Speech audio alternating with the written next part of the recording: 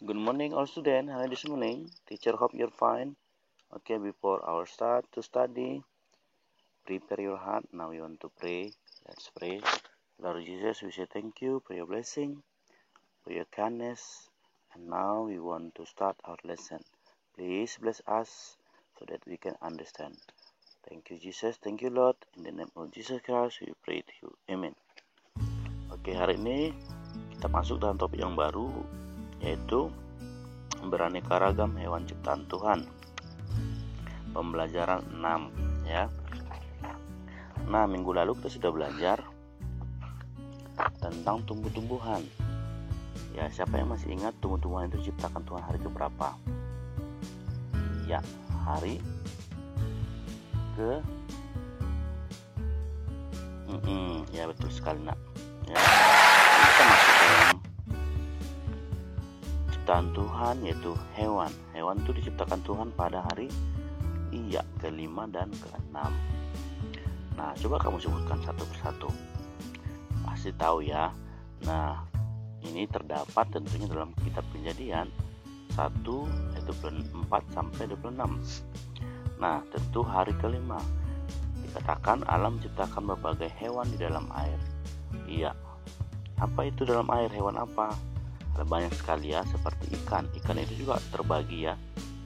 Ada banyak sekali jenisnya. Ada tongkol, ada ikan mujair, dan banyak sekali. Kemudian ada cumi, ada udang, siput. Kemudian hari kelima itu juga Tuhan ciptakan apa?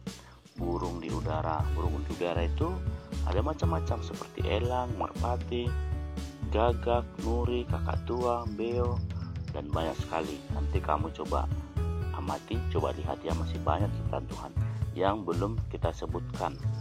Dan mungkin masih banyak yang belum kita jumpai. Nah, kita masuk dalam hari ke-6. Hari ke-6 Allah menciptakan berbagai hewan juga ya.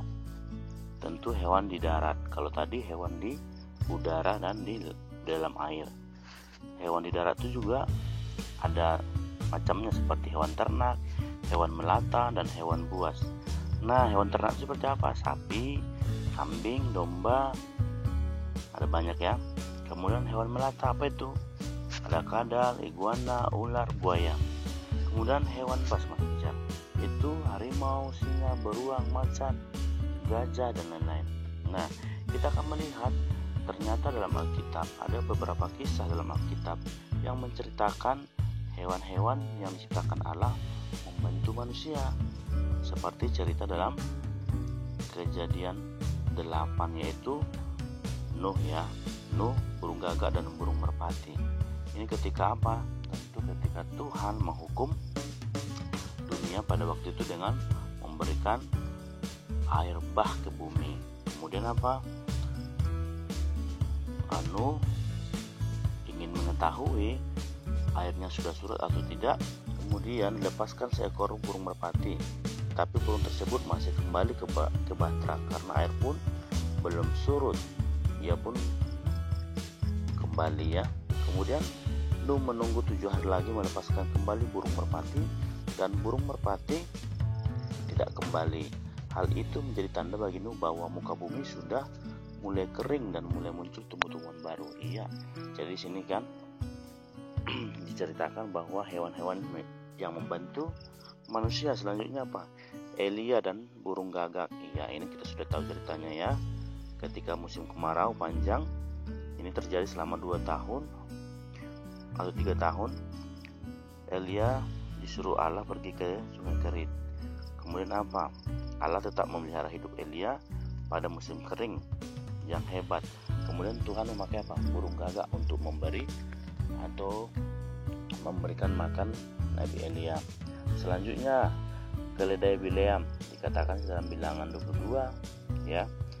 Dikatakan saat Bileam akan pergi mengutuki bangsa Israel seperti yang diperintahkan oleh Balak, dan dalam perjalanannya tersebut malaikat Tuhan menampakkan diri sebanyak 3 kali, tetapi Bileam tidak dapat melihat, dan keledai yang ditumpanginya itu melihat sehingga membuat menyimpang dari jalan yang membelok ke ladang, membuat kaki Bileam terjepit tembok. Ya, ini ceritanya membantu keledai ini membantu Bileam. Tentunya memperingatkan Bilem ya, tentu lewat Tuhan. Cuman Tuhan pakai keledai ini supaya tidak jadi pergi ke suatu tempat untuk mengutuki bangsa Israel ya.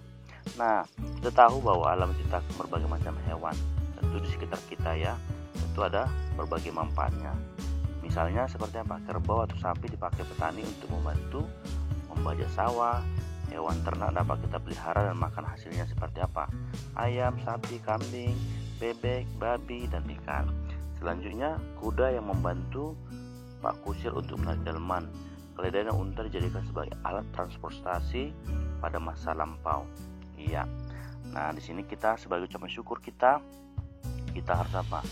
Tentu kita harus bersyukur kepada Tuhan. Kemudian kita menjaga, melestarikan hewan-hewan yang sudah Tuhan berikan.